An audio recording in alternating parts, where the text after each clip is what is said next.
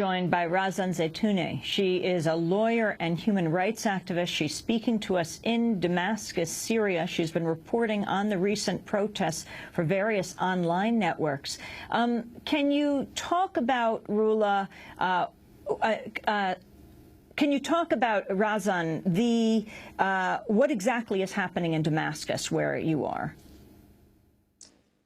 Where I am actually is quiet. There you feel that people, there's not a lot of people in the street. Everybody is worried, everybody is waiting. But inside the capital where I am, there is nothing, no protests or something like this. But everybody is following the news and asking each other what's going on, are we going to make a protest, are we going to be in Sham to have our protest in Sham? Everybody is asking each other this question. But what is going on today, which started since yesterday from attacking Daraa and Jabli and Douma and other places like Muaddamiyah, is making people actually, it's not exactly shock, but also people are very disappointed today, a mix of disappointing and anger. Maybe in the few last weeks, in spite of all this blood, all these killed people, there was still hope that Syrians are somehow close to their freedom. They are going on. The numbers of protesters are growing. Their movement get more organized. I guess what is going on today aim in the first place to break this feeling, to break this hope among people, and to make them feel that they are not willing to make their own change anymore. Are people in Damascus not protesting because they're afraid, or because they're simply not protesting? It's complicated in Damascus. It's different from street to street, actually. For example, we witnessed a huge protest on Friday, in the Great Friday in El Midan, which I belong to, but I don't live there. It was thousands of people. It's one of the main parts of Damascus, El Midan, and there was a huge protest there.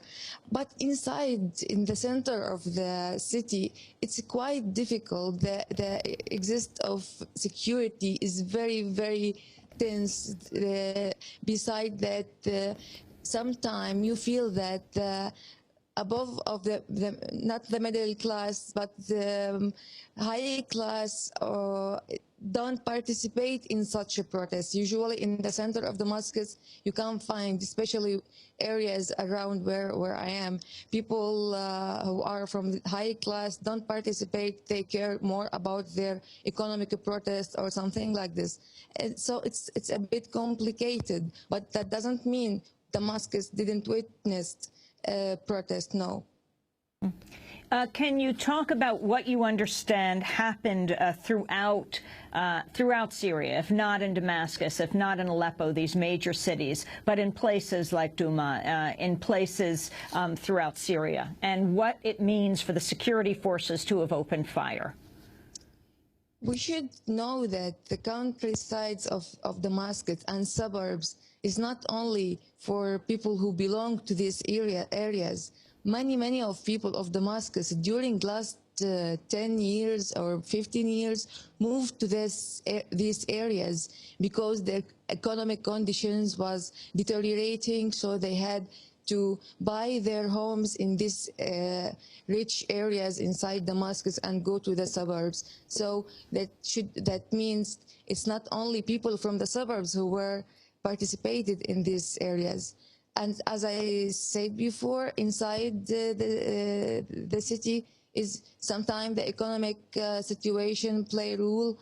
Sometimes the minorities, where some areas which some minorities live in, usually minorities are the last who participate in such movements. So all of these factors play a role in this. Razan Zaitouneh, what are the major protesters' demands? Now is to end the regime after 400 killed people. since the protest started, after thousands of arrested people, and actually after what happened today, after the crimes, which is still going on today in Daraa and other places. In Douma, they breaking into homes and arrested the whole families, the whole men, the father and the sons, everybody, dozens of every family, because, you know, especially in the families in the suburbs, all of the member of the family live in the same area. So we got, for example, until now, 10 names of one family, cousins and brothers and so on. So it's what is going on, what's the authority and the regime is a practice against the people. I don't think they will never ask for anything after that than ending this regime. Razan Zaitouneh is speaking to us from Damascus, Syria. Razan, talk about how the protests started in Daraa in the last weeks. Why did they begin? About more than 15 kids between 12 to 15 years old got arrested because they wrote on the wall of their schools that the people want to end the regime. Maybe they even didn't realize the meaning. They were watching what's going on in Tunisia and Egypt, where everybody, even in the street, you find very small kids were chanting, the people want to end the regime. We were hearing that for 2 months on TV all the time. So the security arrested those children and they disappeared. Their families did everything to get them back, to know their fate. They sent letters to the president, to many officials, restored to a human rights organization. Nothing was useful. Finally, the protest there started from that point. And when those kids were released, it was more shock because they were tortured awfully. You can't imagine. We got some photos of those pictures, how they got tortured. That make people more anger. The arrest campaign after that, killing of people, you know, since the third time of the protest in Daraa, the authorities started to killing people. So that made more people angry, more people insist to protest against the regime.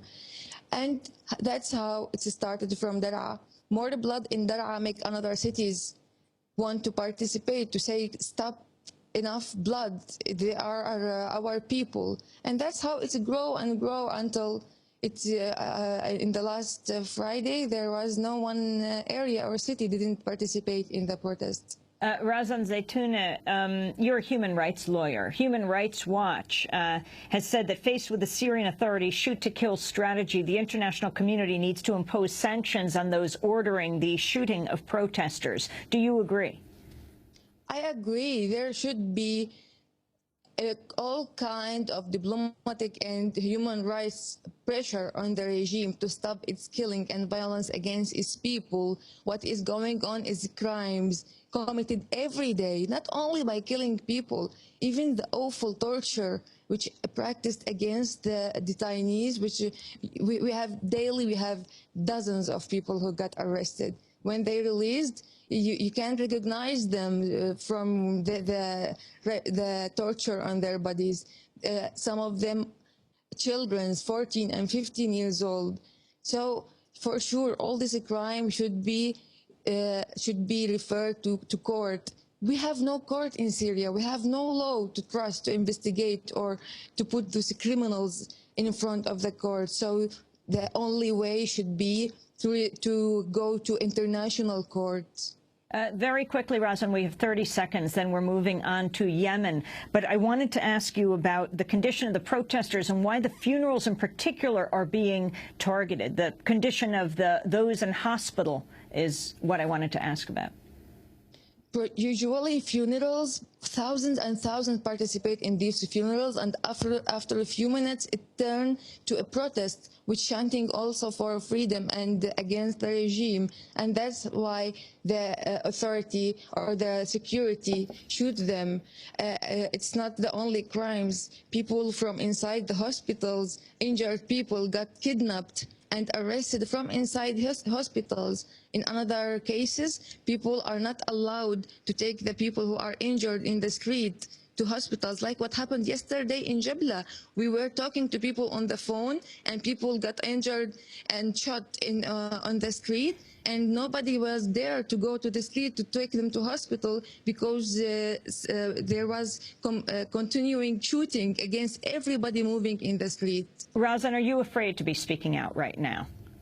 Nobody is not afraid right now. We know what they're doing, what they are doing for people who were who get arrested. But it's our choice. We choose to get our freedom. We are continue and going on no matter what happened. Razan Zaitouneh, I want to thank you for being with us, lawyer, human rights activist in Damascus, Syria. This is Democracy Now!, democracynow.org, the War and Peace.